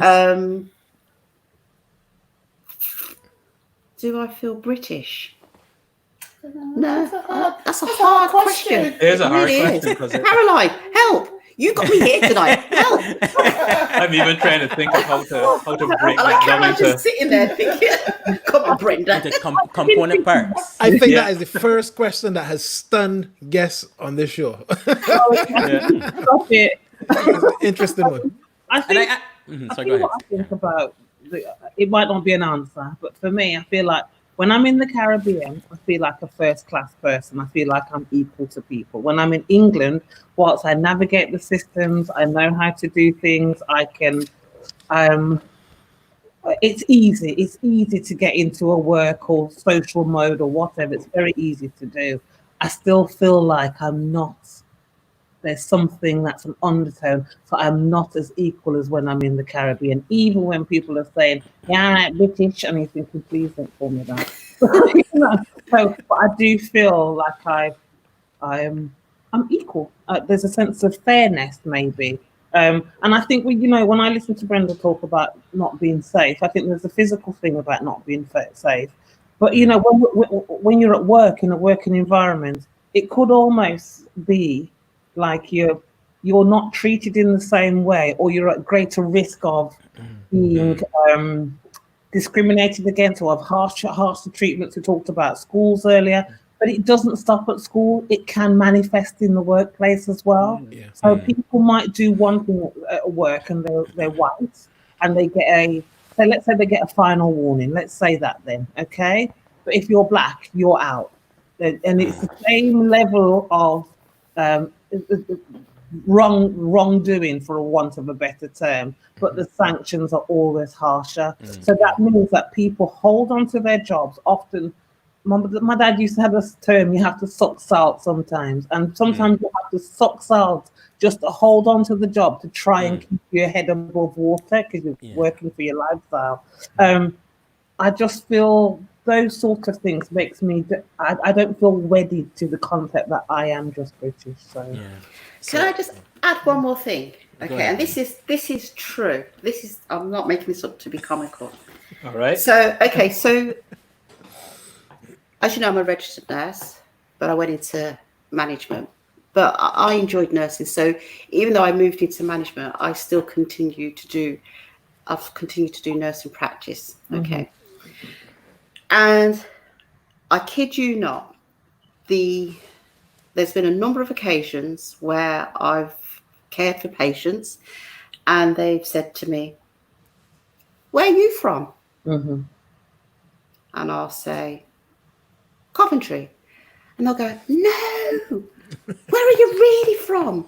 And I'll go, "Coventry." "No, where? So, and then you'll get things like, "Well, you speak English very well." yeah. Yeah. And I even had a patient again, "Where are you from?" "Are you from that country that does?" I swear to God, that is what he did. So when you ask me if I'm British, okay, and I've been here for so many years and people are still asking me that question, no, I'm not British. I've got a couple I of don't feel it. I have a British passport, but I don't feel it, and they don't see it. For them to ask me that question, there's still something wrong. Yeah. You still ask where you're from, and what they're asking you is what country as you come from. They can't believe that you're here, and that's a very common thing. Or I've had patients say to me, "I don't want you to look after me because you're black." Yeah. But my favorite thing is, and I know it's going to sound very macabre, but I'm going to be honest with you guys. You see, when you're on the ward and they come on the ward, the relatives, and they're looking for the nurse in charge, and then Yeah, the manager. You have ward manager upon your back, and then Yeah. park, and then gone to the auxiliary nurse because she's white, and then Yeah. have to come back. Hey, Yeah. Yeah. I used to pick up the phone and say, I'll be with you in a minute. Nobody does. Yeah. Yeah. Yeah. I want to speak to the manager. Yes. Yeah, Yeah, I yeah. am the manager, but they Yeah. can't. It's just like you cannot be the manager. Yeah. You cannot be that person. Yeah. And I find that incredible. Having said that, I've worked when I was in London, and I worked in one of the hospitals in London, and I was on a night duty, and I was in charge of the night shift. It was a respiratory ward with some quite acutely sick people. And there was a man being really abusive towards me about my colour. Yeah. And he was white, obviously. Another white patient got another man in the bed opposite him, took up his drip stand and his catheter bag, went over there, punched him in his mouth, and said, so, and they were both in the 70s. And the man sat there and said, I expect all women to be treated with respect. So you know what? You can't look at a person and say because they're of a certain age and a certain colour, they're going to behave in a certain way. Yeah. Yeah. I've met some very enabling people that Yeah. just look at humanity. Yeah. And so I try and hold on to both of those types of memories because, when that man then I had to write, of course, an incident form saying, no, please don't put it inside. I was thinking, yes, humanly, yes. I thought, there you go. But, and I'm not lying. I couldn't have predicted it. This man was so swift. He grabbed up whatever he had and went over and then just punched him in his face and said, don't talk to the nurse like that. And went back. She's helping us. And went back to bed. I couldn't believe it. So I have met people that said, don't touch me. And I have other people that it's almost like they're defending you when you couldn't be in that position to do that. Yeah. That would never be right. But So listen, let me go full circle and go back to the dads again, because what do you think your dad would say today, looking at how you've gone through your career, what you've navigated, and who you've become? What do you think he would say? high five. High five. High five. You did good. You did good. Yeah. You did good. When I was 18, I had quite a, what would I say, an untamed tongue. So if you said something to me about No. I would tell you. So my dad said, don't make them box up bread out of your mouth when they irritate you. Don't give away your job. Don't give away your opportunity because of your temper. And also, if you don't like it and you really hate it, there's always a base to come back. Now, Brenda knows what job I do now. And she knows how many really senior people are in the organisation of colour in operations. And I think there's 2. Is it 2, Brenda? Is that many? That many. Right. So I would think that my parents probably wouldn't understand the role that I'm in and the impact that I have. Okay. But I think they would be very proud of me. They were proud of me when they were alive. And by then I was a specialist nurse and I was doing other things. And at that point, I could see that they couldn't really understand the things that I was doing because it was beyond, they might know what a ward manager is or maybe what a senior nurse is, but it was beyond that in sort of physically. And so it would have been harder for them to grasp, but they were very proud of that. And go on. Sorry, you finish. No, I'm finished. No, I was going to say, my father didn't probably grasp it, but what used to make me laugh, when I used to go home to Barbados and we'd be going into Bridgetown and you'd bump into somebody, you'd say, I won't do the Bayesian accent, okay? I'll do it in English, Come on. okay? We I'm love not it. even gonna Go try for it. all right? Go for it.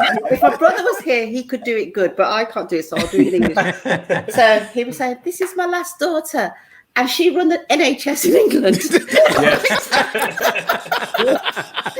No. So he knew I'd done okay, but in his eyes, I was running the hospitals in England. It was just hilarious. Yeah. Well, That's great. My youngest daughter, told her teachers at school, so what does your mom do? Because obviously they're now fascinated because you can actually speak English. They're fascinated in what you do. And she says, she runs the NHS, against terror attacks. Walked away. And she came home and said, I felt so proud. I said, you do know that I don't run the NHS. You do know that. You're running off of it. And I just thought, there you go. But I think there's something about I'm so grateful for the opportunities that they've given me. And I'm grateful that my dad used to always say, make hay while sun shines. Yeah, so I didn't waste my time. And there was times that I wanted to give up. There was easier paths. And the only thing that I would regret, if I had a regret, was that I wasn't more confident and I wasn't bolder as an individual to go further. Not because I want to tell you, Mark, oh, this is what I do. That none of that is relevant. It's about harnessing who you are to your full potential. That's what's relevant, because we're only here for a little while. So, you know, that's the thing. I think in terms of building on what you've just said, one of my, I don't want to use the word regret, or because I try not to regret too much, but probably the missed opportunity that we had, and Caroline and I have had this conversation very recently, because it's only I've known Caroline a long time. She's known me. We did our master's degree together in 2006, whenever it was. But it's been the last couple of years where we've drawn closer and had more open conversations with each other. And it makes you think, hang on, we've been in the same trust for a long time. Why have we never spoken like this before? Or why is it that Black people don't speak like this at work and openly display that actually we're together? And we were saying that it's really interesting that at work, and I understand that people have to work in order to pay their bills, and it's okay for me to sit here and say A, B, and C. But we don't, there's some sort of, in the past, some sort of, I don't know if the word's embarrassment, but we always run a joke, like if we're talking and there's about 4 or 5 Black people together, we say, hang on, let's split up. They'll think it's a riot, right? And even though it's a joke, it's actually quite, we actually mean it. In the workplace, there are times where we make sure the conversation is short. We don't cluster together in front of other people, because we don't want them to think that, and I regret that. I really regret that, because I think if we had been a bit more united in the NHS, I'm not saying everything would be resolved today, but they would know that we're a united force to reckon with, and we would be probably much further up the career than we are today. We've done okay, but we know we deserve a lot more. Definitely. Absolutely.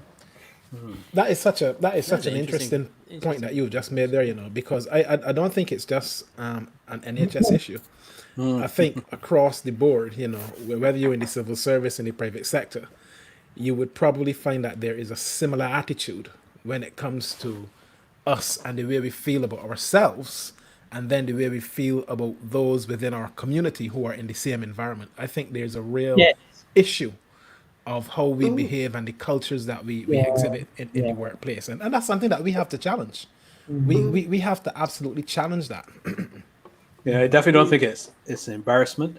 I think it's a sort of sense of caution, because the environment gives us signals. The environment tells us this is what correct behavior looks like. This is what is safe. This is what is dangerous.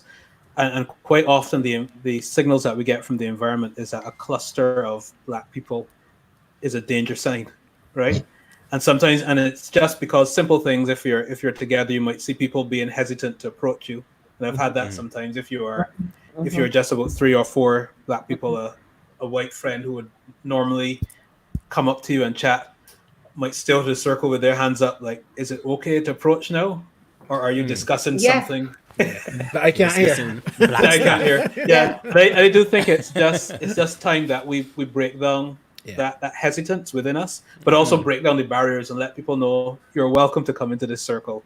You're welcome to have some of the jerk chicken, some of the. Sorry, I was going on about food, but I think food is a real bridge maker, so I always go there. You know, you say that about the environment gives us cues. I think even in that, if there's a group of white people, we walk past them, we don't say anything. I don't think that they're talking about me. I don't think anything else. But you're right. But even in the cues that we get from the environment, they are racially biased, because actually we're now having to make an adaptation for them to feel comfortable by the fact that I'm saying to Brenda, so who do you hear? So it's, I'm not, I find that interesting, because if it's the other way around, I'm not suspicious of the conversations that they're having unless I hear my name. But, so it's almost like I yearn for fairness. I yearn for that. I I think don't think that will ever be satisfied. I can't see how that's going to be satisfied in my lifetime, anyhow. yeah, it probably comes back to the conversation we were having before we talk about feeling British, and I think the conversation was saying there was a sense of maybe not really belonging, or being made to feel That's by about it, constant yeah. question that you don't belong. You always seem to think that you might need to validate yourself for being here and what's not. So sometimes we take ourselves out of it. And I think that's where the confidence come, Brenda. Sometimes we take ourselves out of it and go, well, don't bother. Or, or I'm not going to bother I don't want to go through the hassle, or what have you. So sometimes we don't necessarily put ourselves forward in a way that we should. Nothing to do with competence or ability or anything like that. It's just like Philip was saying, is sometimes signals that we get, and then we internalize it. As you say, Caroline, you're not thinking anyone's talking about you, but something still tells you to walk past and don't stop. So there's those things that come in there. I think you're absolutely right. I think sometimes you can't battle every day. Not every day cannot be a battle. You will be tired. So then at some point you're thinking, how do you choose your battle? But then maybe there are opportunities that we miss. What we miss would make a difference, if not for us, for the next person down the road, sort of thing. That's true. Sometimes people just get tired. I think I'm definitely exhausted. I find that, you spend a lot of time thinking. You may have the knowledge in your head, but you also have to think, am I delivering this in a tone that's acceptable to them?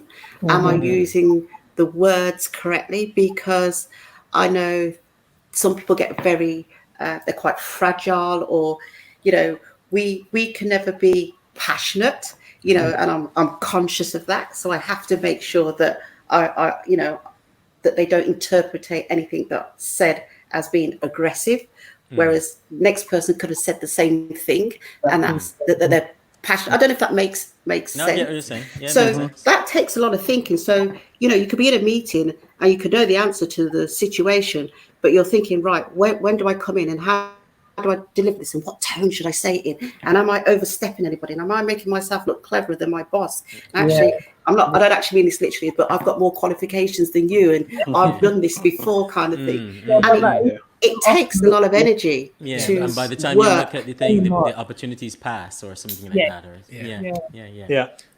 So let me ask you a final question around advice. You're both very senior in your roles in the NHS. You don't run it, but we get it. My dad said I did, so I do. You look back at the legacy of what has been instilled and implanted in you. What kind of advice are you going to be given to, in your case, Brenda, your son, and in your case, Caroline, your two daughters, as they try to navigate what is going to be, a completely different world to the one you grew up in? What's the advice you want to leave for your kids, and obviously to our audience this evening? And I was going to add to that, Mark, good question. And any younger people from the Caribbean who might be looking to migrate to the UK as well. Wow. Caroline. Yeah, absolutely, darling. We ask some heavy questions sometimes, but you're in the living room, so feel free. I think there is something, because one of my daughters wants to work in the NHS, and the other one wants to maybe have a private practice, but possibly work in the NHS. And at first, I have to say, inside of me, you ever watch those films when you got that sort of alter ego and it acts out? So I was like, no, don't do it. And I was but there's another part of me that if you've got the tenacity and if you want to do something, don't let it stop you. Because actually people told me at the beginning of my career, do not do it. Yeah. In terms of being a global citizen, so if you're in the Caribbean, you're somewhere else and you want to come to England, but understand, come with a, keep your confidence. If there's one thing that people remember, keep your self-confidence. Understand that you will meet people in various attitudes. You'll meet people that are quite limited sometimes. It's not that you're limiting, but they're limited, and they can only, a child can only tell you what it knows because it's limited to that point at that time. Well, actually, there are many adults that still have that concept. I would still think go for what you want to go for. And if you feel blocked in one area, do not be wedded to an organization, be wedded to your desire and your dream or your profession, and take it wherever you can apply it better.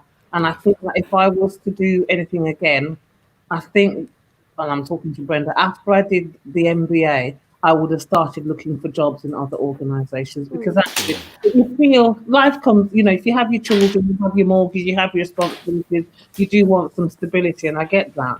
But I think I would probably just thinking, but I am an asset. So I would say you are an asset, and remember that you are an asset even when people are trying to tell you that you're not. You are an asset. And I echo that, and I think the only thing that I really would add onto that is definitely you got to believe in yourself. Absolutely. And you've got to believe that being of a Black background is not a disability. Okay, we're not disabled, we're quite able. And also, we've come across that we're very, I don't want to go away from this living room conversation tonight thinking that everything non-Black is not good. That's far from it. No. I've met some exceptionally brilliant white managers that have given me some great opportunities that have helped me along the way. And if I didn't say that, then I'd be really, really wrong. So what I would say to my son or anybody coming here, you meet people, okay, you treat them with respect and make sure that they treat you with respect too. Whatever you want to achieve, okay, the door is open for you as well. That's probably not brilliant, but that's very brilliant. Very good. Spot on. I think just by you saying that, Brenda, it's made me think. There is something about.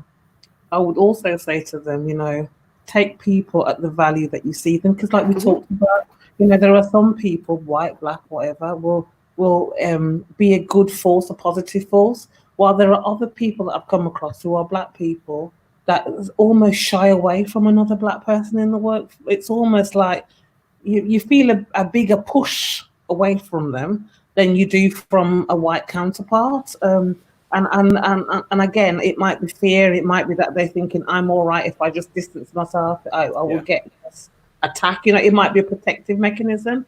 So I think there's something, what you talked about, Philip, about using the cues, but using the environmental cues. It's not color based. It is, like Brenda said, it's individual based. So honestly, that positive energies because they're out there. They are absolutely. They're like a polka dot dress. They're out there, and when you meet them, they enrich you. So go for it. And not that you guys will be wearing polka dot dresses. So. I may wear a polka dot shirt. There's no stopping me. And he's not even lying.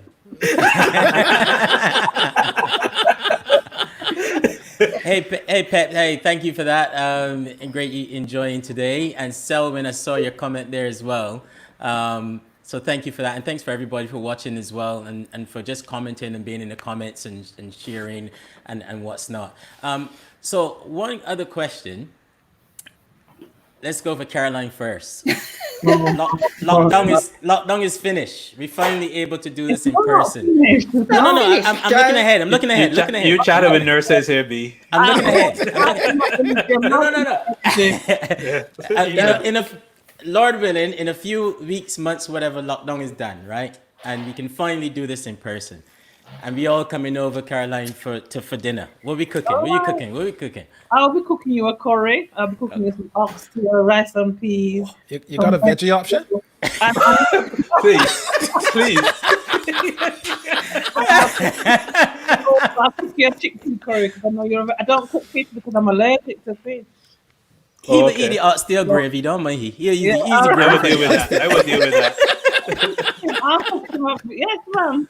I get some. Yes, ma'am. You'll be all right. Planting some dumplings. Yeah, you roll. I roll it out when you finish. Yo. Let me get Ian, this in the We diaries. can make a Ian. date. We can make a date. For Indeed, sure. indeed. Brenda, Flying slightly fish. different. Flying Oh, fish. flying fish. Flying fish? Yellow pepper what sauce. about It's what about gotta be and some cuckoo. All Oh, right. cuckoo. Fish. Of course. Oh, Coco? oh, oh. This lady going straight for the juggler with the cuckoo there, fellow boy. And some rum punch as well with a nutmeg. Nice. That's all right. That's all right. You know, I- sorry.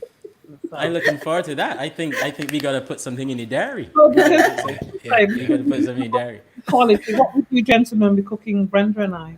Oh. Ah, Start Phil, with I would Phil. let- Start with Phil. I would let Marco Andre go first because I'm also interested in hearing.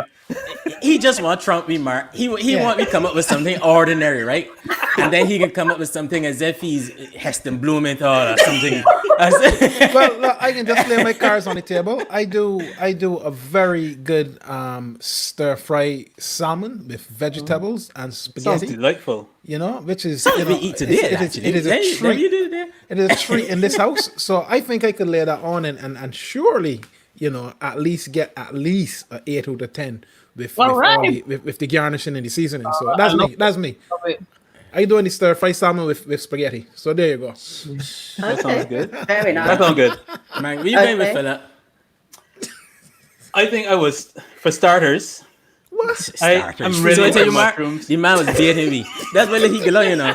Go on. Starters. I'm really into mushrooms these days. Just different types of mushrooms, in a nice Bajan seasoning and stir fried with okra as well. Stir fry okra with pepper and garlic and ginger is just a thing. So that's always my starter. Can I cook? My- Oh, it's not going to be magic mushrooms, though, is it? It's just No, oh no. Why? It looked like I would- hippies do magic mushrooms. I wouldn't know where to You find want, you want those. to put back I up the wouldn't ones know that he where had to find today? those. But for my main, it will always be a bit of rice and peas and some grilled either chicken. Yeah. So good. So Marika Strickland put this here, and I think microwave cuckoo. That is not a thing. That is not a thing. That's It's like putting good that. too. Listen, that's like putting conkeys in foil, man. Come off of it.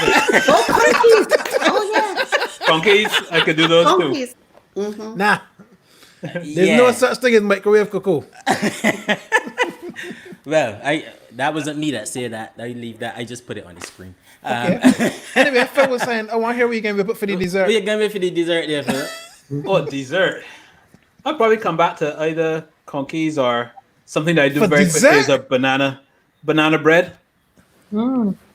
Okay. But not just a banana bread. You know, it's What? like a banana bread. Is it banana bread with banana? Because you know you. with banana, but with With coconut as well. And I've done this And thing some where almond flakes. and some almond flakes at the top. I yes, know you, man. for You sure. still good know it. banana bread for true. I'll give you that Yeah, one. man. I'll give you that one. Yeah. All right, Barra, bring it home then.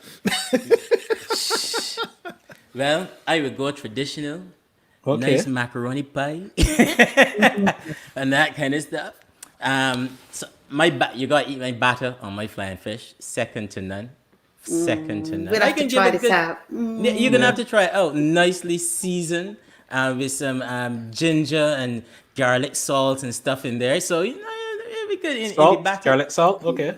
Yeah, in the batter and that kind of stuff. I So would chat with you traditional. offline. I would chat I with would you go offline. fancy. You guys jump off. I think when COVID is over, I think if I talk to my sister and brother, I think we should have a outdoor. I think you should all come to Barbados. You should come to St Andrew on the land. We should put up some marquees with cooking, and we have a open living room and And with invite that- people and film it. Wow. Of the land. Listen. Beautiful Yeah. view. That's my what we goodness. should do for after COVID. There you Listen, go. this show is going to so many places when All COVID right. is over here. Yeah, Last week we understand. were going to Belize, Suriname, and Guyana. I think This St. week, Andrew is probably the furthest place we've been. we It's the be most ready, though. beautiful place. We'll It's be the ready most with the marquee. beautiful- It's We'll be lovely, ready. yeah. I for that. I come in there. I come in Okay, there. open air living room. What more Open could air. we want? That'd be nice. I'm with you there. Fantastic. Listen, ladies, thank you so much Thank for you for joining us. having us. Brenda, Sally, Thank you. and Caroline. Thank It's you been so much. a It was fantastic pleasure. conversation. For a lovely Okay. Pleasure. evening. Thank you. Very And Thank very you. insightful. And thank you for sharing your Thank stories you. and everything with us and with everyone Yeah. in the living room as well. So it's So been much. great. So thank you very Yeah. much, ladies. Fantastic. Okay. Good Take night. care. Bye. Good night. Good night. Well, guys, that was great. I love it, man. I love it. Yeah. I just love listening to the inspiration that they found from their fathers and from the wider Yeah. family network. It's just awesome. Yeah, I mean, some of these stories there, from both Caroline, Brenda, Sally, as well. There's a lot of tragedy in some of those stories, but the themes of resilience, of community, of perseverance, they just came out strong. And I think those are things that we see throughout Black community and West Indian immigrants. Those are the stories that we need to package up and take care of really well because they're so important. Absolutely. Yeah. And I think there's a sorry, Dre, go ahead. Now you go ahead. I was going to say that the thing that I was thinking about also is the role of the father and how deep and long lasting if you do things right it can be. They look back with a lot of fondness. They look back with a lot of really important passion about what was sown in them from their dads, and that was quite inspiring for me. Yeah, I like the perseverance, the not giving up. The whole point about me leaving, I mean, we're talking about leaving home now, at least by the time someone leaves home now, they've probably seen it a million times on the internet. They've researched it to the nth degree. Yeah.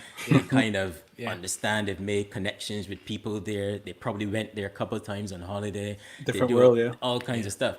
Back then, people would have actually got up and left home, and the first time, either sometimes leaving Barbados, and sometimes the first time stepping foot in the UK, would have Snow. been that time that they actually said, "I'm moving." Yeah, I don't think we give enough respect to the pioneers from the point of view of going without knowing. Well, what did they know? Did they know anything? No, they went and they just took it on, and I got so much respect for that generation and what they did because they went without knowing, but they Yeah. persevered, as you said. Yeah, Really, really and they stuck it out, and they no dogs, no Irish, Irish, and no no blacks. blacks. I've heard that so many times, from my mother and from other people, my aunties and stuff as well, and to persevere through that, and not just make a living and to thrive and to succeed. Yeah. So they just didn't stay stagnant. That was interesting. And then also the whole thing about breaking up families as well. As Brendan and Sally was saying, initially Sally was left back in Barbados, then they came, took home the son, came back. Even that, the relationships that would have been strained was really, interesting to understand how people dealt with that. Yeah. Your question about feeling British was a bit of a curveball in there. I'm still thinking about that. What does it really? I think that's something I have to ruminate a bit to try to figure out what does it mean to feel as though you belong somewhere. We saw your though message you're- there, Selwyn. You know? Thank you for that. Sorry, go Yeah. ahead, Phil. No, it's just a good question of what does it mean to feel as though you are a certain nationality or feel as though you belong in a specific place or to a specific ethnicity.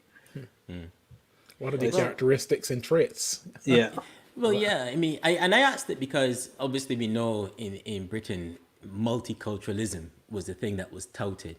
But sometimes I think back and go like, was multiculturalism really to try to make people accepted or to keep people separate and to not really help people integrate? What was the motive behind it? Pockets. And irrespective of motive, what did it create?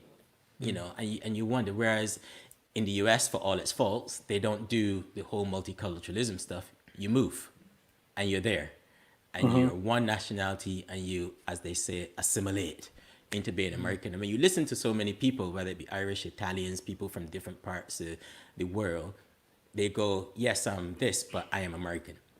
Yeah. And they support everything American and what's not, but it doesn't necessarily translate here in the UK. So it's interesting to see why, and maybe that's another conversation too, and a deeper conversation, the why, and then how can you do that? Because I mean, will our kids feel British? Well, That's a thing. That's a good question. The second generation may not, but the third, do our kids feel British? Yeah. Well, I think there's also another conversation. We really started at the top of the show with COVID, and I think it would be really useful to get the nurses back in, because that was revealing some very, very insightful stuff that I think we need to delve into in another conversation in the living room. Yeah, the COVID one needs an entire show. Yeah, I think, absolutely. for people to Absolutely. understand here in the UK and the different parts of the world as well, because I think the Black people and Asians and that kind of stuff had similar experiences across the world, where that is concerned. So it'd be interesting to understand a little bit more and to delve into people's stories and experiences and what's not. Yeah. So that'd be pretty interesting. But guys, thank you so much, everybody. Everybody stuck with us for quite a while, actually. So thanks a lot for that, and I hope you enjoyed today. And I, invite your friends to like our pages or YouTube. One way I realize is a good way to watch is if you're watching it on YouTube, you can just flick it up on the TV. Most people got the smart TVs and stuff now, and then you can still continue on your phone to do other things as well if you want to use both. So that's a good way to watch as well on YouTube. Flick it up on your TV. Yeah, using Google Chrome or something. If you don't have a smart Okay. TV, you flick it up on the TV. Yes. That's the only best way I could have found to say. That's a technical term. That's very technical. What do you call it? Cast it. That's the word. Cast Fair it enough. on the TV. Or if you have the smart TV, log into YouTube, find the We Global page, subscribe, click on the bell, and you'll be able to, and it would give you every time when we schedule a show, it will let you know when one is coming. On Twitter, on Facebook, and on Instagram as well. Join our pages. And not just join, share them with your colleagues and friends and family as well, who you think might actually like these conversations and who might want to be part of the conversations as well. Our aim is to bring the Caribbean together through dialogue. And by Caribbean, I mean people living in the Caribbean, but then Caribbean people living all over the world as well, through dialogue and through conversation. So it's been a real good show, guys. Yeah. Awesome. Really good show. Really good show. Awesome. So once again, everyone, thank you so much for joining us. Until next time. Good night. Yeah. That was good. I really enjoyed those That conversations. was really good. Really That was good excellent. conversation. Yeah. There you go.